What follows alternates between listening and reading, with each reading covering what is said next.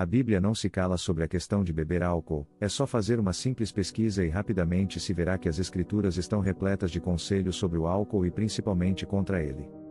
Temos visto o surgimento de igrejas que apresentam novas revelações e ensinamentos questionáveis. Hoje existem congregações para aqueles que desejam beber sua cerveja sem álcool, fumar cigarros sem nicotina, manter relacionamentos com os que estão fora da vontade de Deus. Parece que há igrejas para todos os gostos, como se fosse um verdadeiro cardápio de opções. O mais preocupante é que esses grupos heréticos se consideram cristãos e ainda se identificam como evangélicos. Isso reflete uma antiga estratégia maligna. Se não podemos vencê-los, juntem-se. Como o consumo de álcool gera tanta controvérsia, há um grande número de teólogos e pastores que defendem o uso moderado de bebidas alcoólicas, argumentando que a Bíblia não condena explicitamente o ato de beber. Para esses líderes, não há pecado em consumir álcool e essa interpretação tem levado muitos a consumir bebidas alcoólicas livremente, o que muitas vezes acaba em embriaguez. Afinal, quem consegue beber apenas uma pequena quantidade de cerveja ou vinho, embora a Bíblia não contenha um versículo que diga claramente que não consumirá álcool? Há várias passagens que alertam sobre os perigos dessa prática, indicando que um cristão deve se afastar de tudo o que está relacionado ao álcool. A Bíblia relata as histórias de vários homens que se envolveram com bebidas alcoólicas. Alguns deles eram perversos, enquanto outros eram homens de fé e comissionados por Deus. No entanto, o fato de alguns desses homens terem bebido não nos dá a liberdade de seguir o mesmo caminho. O salmista Davi, por exemplo, foi um homem grandemente abençoado e devemos nos esforçar para sermos também chamados de homens.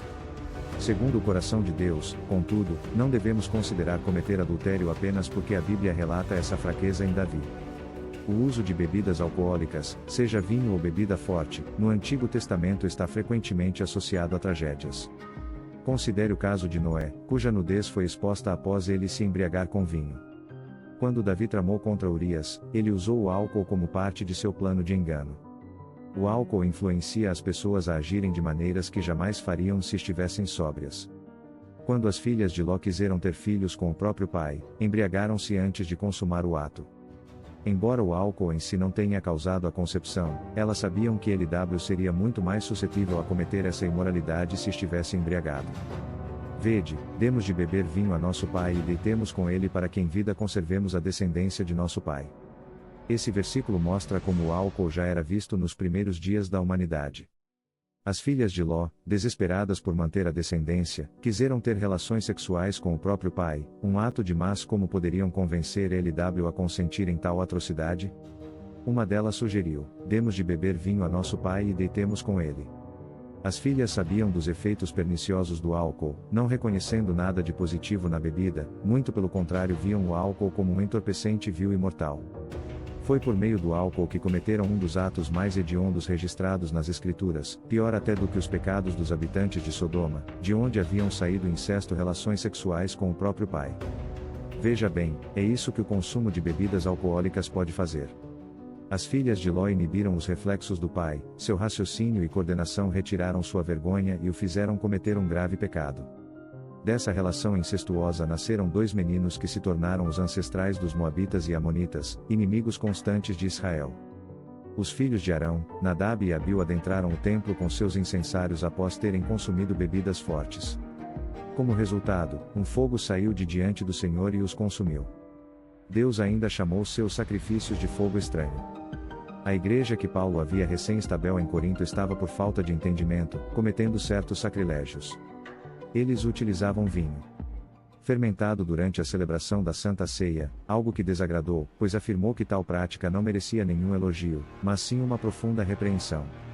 O termo vinho na Bíblia possui diferentes significados e no Antigo Testamento duas palavras hebraicas são frequentemente usadas para se referir a ele.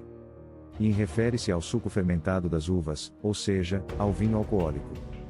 Tirosh, geralmente, refere-se ao suco de uvas ou de outras frutas, embora em raras ocasiões possa indicar o mosto, que é o suco em fase de fermentação somente.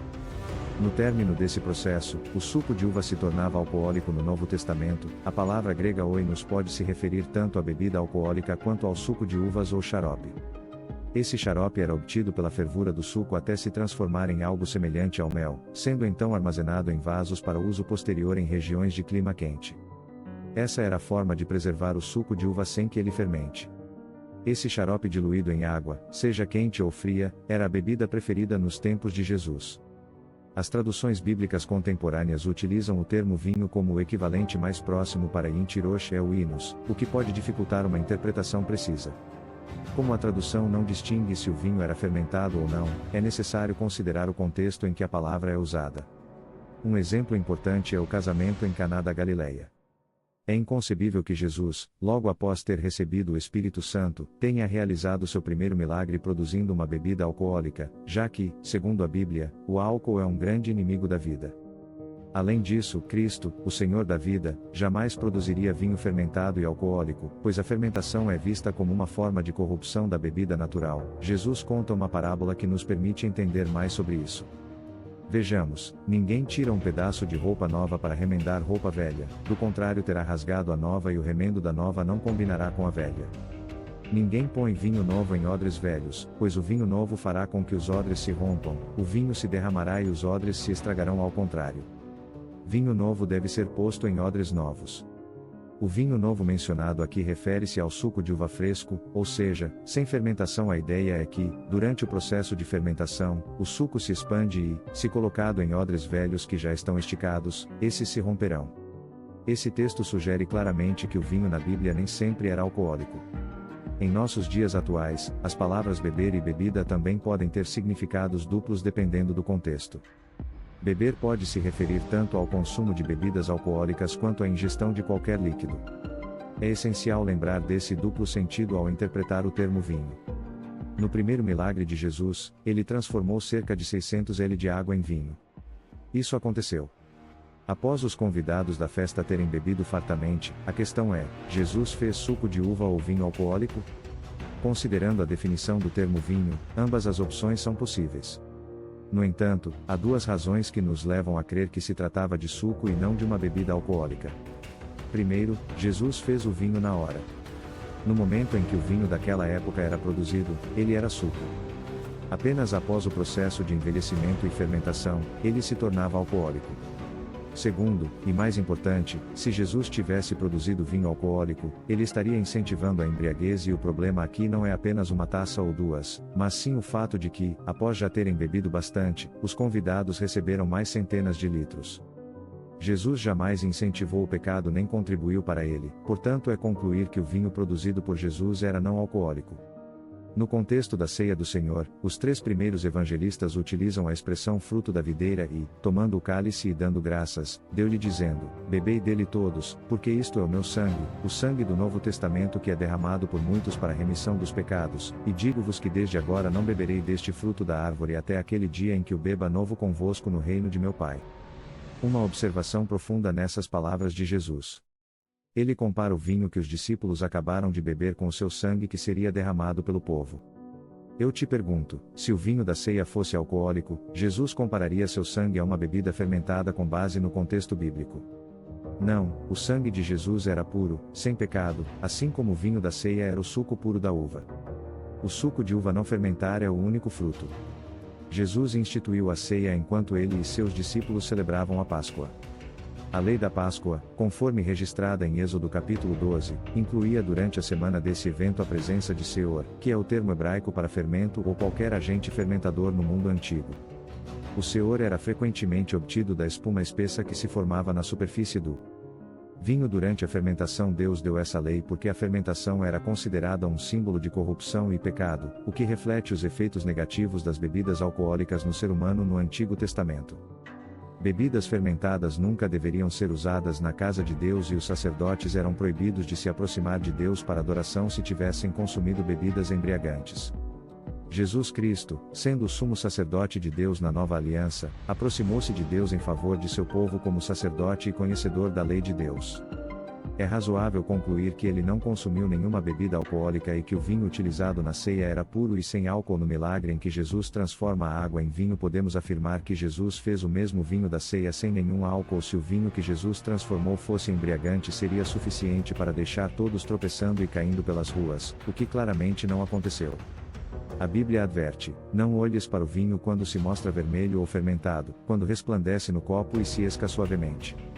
Jesus está bem ciente dos textos bíblicos que condenam o vinho embriagante, como em Provérbios: o vinho é escarnecedor, a bebida forte, a alvoroçadora, e todo aquele que neles errar nunca será sábio, e também as palavras de Abacuque: ai daquele que dá de beber ao seu próximo, adicionando à bebida o seu furor, e que o embebeda para ver a sua nudez, serás cheio de vergonha em vez de glória. Bebe tu também e mostra-te como o cálice da mão direita do Senhor se voltará contra ti, e ignomínia cairá sobre a tua glória.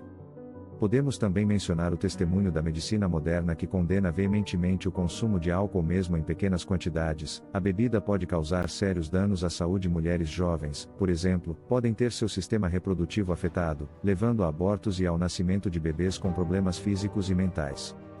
Mesmo entre aquelas que consomem álcool de forma social, o fato é que muitas denominações evangélicas tradicionais têm se apoiado em argumentos sutis afirmando que os cristãos podem consumir álcool desde que não se embriaguem, mas o que realmente diz a palavra de Deus em Isaías lemos é que também estes cambaleiam por causa do vinho e, com a bebida forte, se desencaminham até o sacerdote, e o profeta cambaleiam por causa do vinho e, com a bebida forte, se desencaminham até o sacerdote, e o profeta cambaleiam por causa da bebida forte. Estão tontos.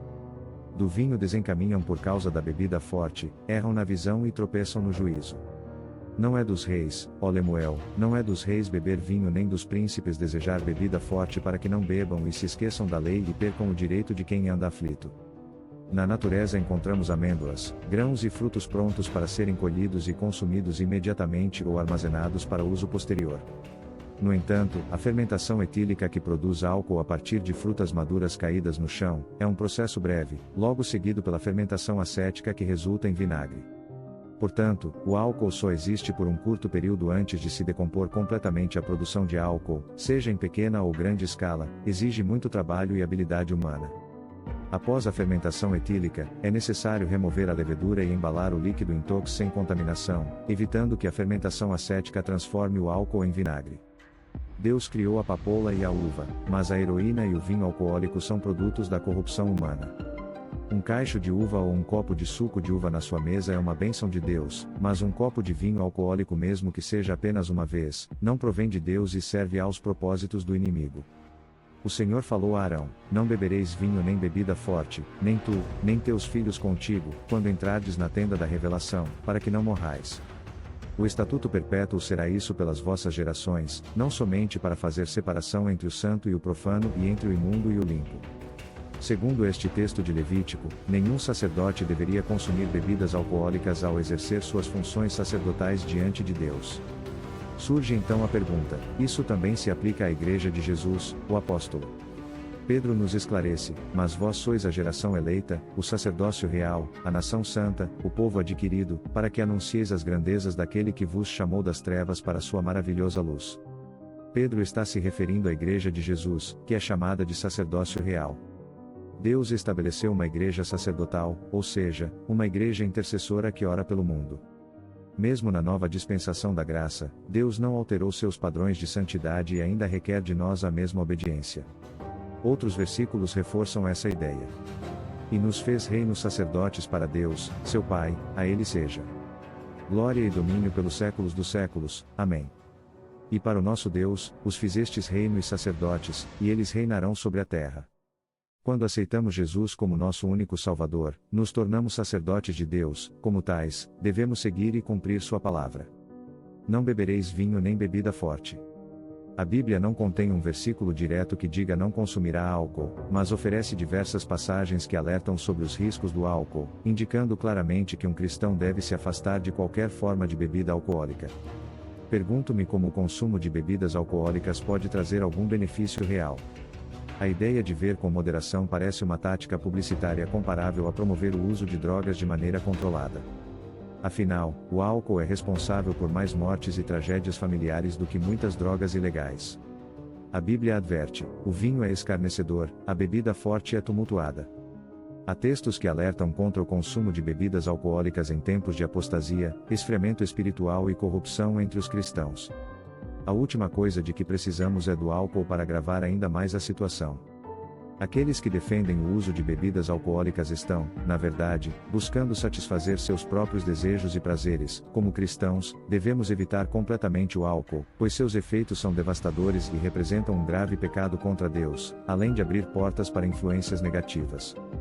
Devemos cuidar da saúde do nosso corpo e da clareza da nossa mente. Lembrando que somos o templo do Espírito Santo, por isso sigamos o conselho do apóstolo Paulo: não durmamos, pois como os demais, mas vigiemos e sejamos sóbrios. Quando aceitamos Jesus como nosso único Salvador, nos tornamos sacerdotes de Deus. Como tais devemos seguir e cumprir sua palavra. Não bebereis vinho nem bebida forte, o tipo de bebidas alcoólicas consumidamente. É o mesmo que a Bíblia frequentemente condena. Vinhos, cervejas e licores modernos se enquadram na categoria de bebidas fortes e não há nenhum versículo bíblico que autorize seu consumo por um cristão. Um seguidor de Cristo deve sempre considerar o impacto de suas ações sobre os outros. Como está escrito, é bom não comer carne, nem beber vinho, nem fazer qualquer outra coisa que faça teu irmão tropeçar. Mesmo que um cristão pudesse beber com moderação, este versículo ainda proíbe a prática. Na maioria dos casos, o álcool pode levar muitos cristãos a desviar-se e aquele que deseja evitar que seu irmão tropece, não deve dar o exemplo bebendo diante dele. As primeiras consequências do consumo de álcool incluem a redução das inibições, o enfraquecimento do autocontrole e a falta de discernimento, ocorrendo bem antes da perda de habilidades motoras e da fala arrastada. O diabo está sempre à procura de oportunidades para nos tentar. Por isso, os filhos de Deus devem estar constantemente alerta e sóbrios no cenário sombrio das famílias abaladas. O álcool emerge como uma ferramenta insidiosa, uma arma que o diabo usa para destruir os laços mais preciosos.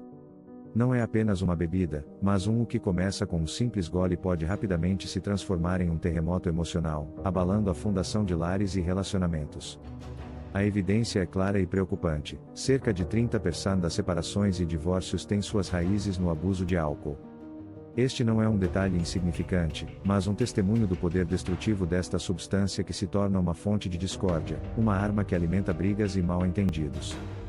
As palavras ditas só sob a influência do álcool são cortantes e ferem profundamente, e o ambiente que deveria ser de amor e apoio rapidamente se torna um ambiente que deveria ser de amor e apoio rapidamente se torna um ambiente que deveria ser de amor e apoio rapidamente se torna um instrumento de divisão e ruína. O que começa com um simples gole pode rapidamente se transforma em um terremoto emocional, e o ambiente que deveria ser de amor e apoio rapidamente se transforma-se em um campo de batalha de ressentimentos. O diabo usa o álcool como uma ferramenta para enfraquecer e desintegrar a família, minando sua unidade e deixando cicatrizes que muitas vezes nunca cicatrizam. As brigas, as mágoas e os conflitos intensificados pelo consumo de álcool criam uma atmosfera de tensão constante onde a estabilidade familiar se dissolve como areia nas mãos. No desolador cenário da violência doméstica, o álcool se revela como uma ferramenta insidiosa nas mãos do diabo, uma força malévola que alimenta e exacerba o abuso e a agressão dentro do lar. O que muitas vezes começa como um simples ato de indulgência rapidamente se transforma em um catalisador de violência e terror. Estudos e estatísticas revelam uma realidade alarmante.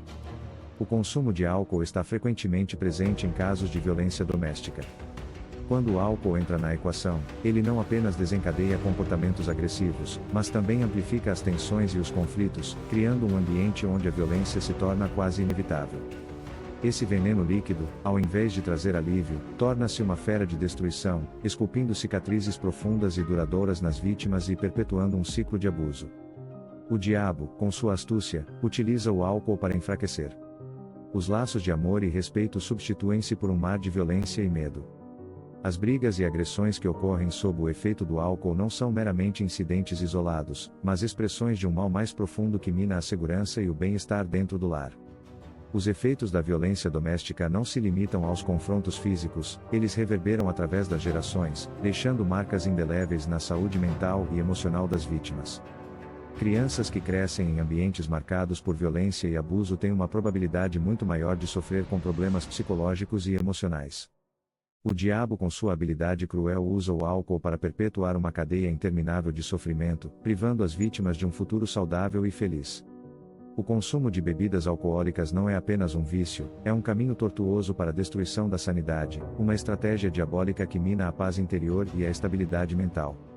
Estudos científicos e clínicos indicam que o abuso de álcool está fortemente associado a uma gama de transtornos mentais, incluindo depressão e ansiedade.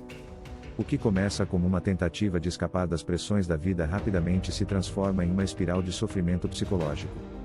A pergunta que surge é: como pode Deus aprovar o uso de algo que causa tanto malefício e sofrimento se o álcool é uma ferramenta nas mãos do diabo para a destruição da mente e do espírito? Como pode haver uma justificativa divina para seu consumo? Por isso, afirmamos que o cristão não deve beber bebida alcoólica. Não faz sentido Deus incentivar ou permitir as pessoas beberem sabendo de todo o estrago que essa bebida produz nas pessoas. As evidências são evidentes e alarmantes. Pessoas que lutam com o vício em álcool frequentemente enfrentam uma batalha constante contra a depressão, um mal que corrói sua felicidade e bem-estar. O sofrimento psicológico causado pelo abuso de álcool não é apenas um problema individual, mas uma crise de saúde pública refletindo a gravidade da influência diabólica que essa substância exerce. O impacto econômico do álcool é um testemunho sombrio de como o diabo utiliza essa substância como uma ferramenta de destruição não apenas para indivíduos, mas para a sociedade como um todo. O consumo excessivo de bebidas alcoólicas não só afeta a saúde e o bem-estar das pessoas, mas também impõe um fardo financeiro pesado sobre famílias e economias. Estima-se que o custo social do abuso de álcool, incluindo perda de produtividade e gastos com cuidados de saúde, atinja bilhões de dólares anualmente. Este custo não é apenas uma estatística fria, mas uma evidência clara do impacto devastador que o álcool tem na sociedade. O diabo, com sua crueldade calculada, usa o álcool para drenar os recursos financeiros das famílias, tornando a vida mais difícil e precária.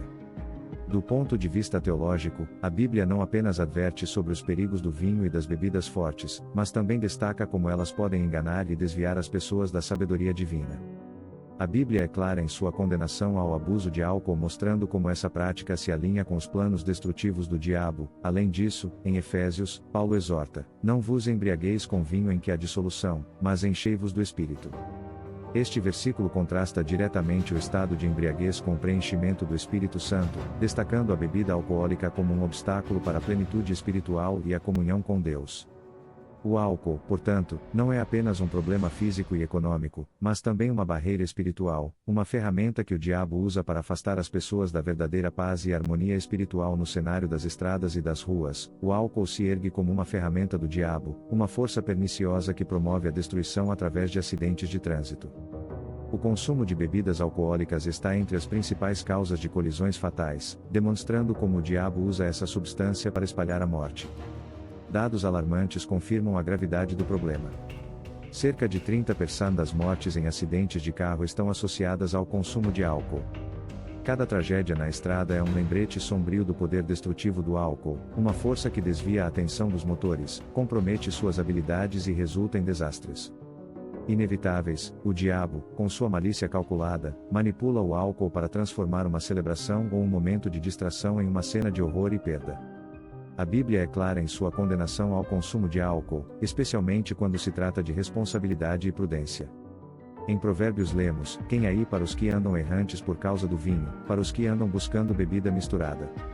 Este versículo adverte sobre os perigos associados ao consumo de álcool e como ele pode levar à imprudência e à destruição.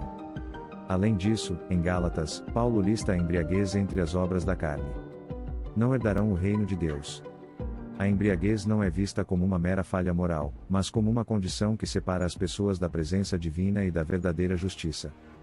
Quando o álcool compromete a responsabilidade, ele serve como um veículo para o mal, facilitando tragédias e colocando vidas em risco no campo da saúde. O álcool se revela como uma ferramenta devastadora nas mãos do diabo, uma força que contribui para uma série de doenças crônicas e debilitantes. O consumo prolongado de bebidas alcoólicas não é apenas um comportamento prejudicial, mas uma estratégia insidiosa que o diabo usa para destruir a saúde física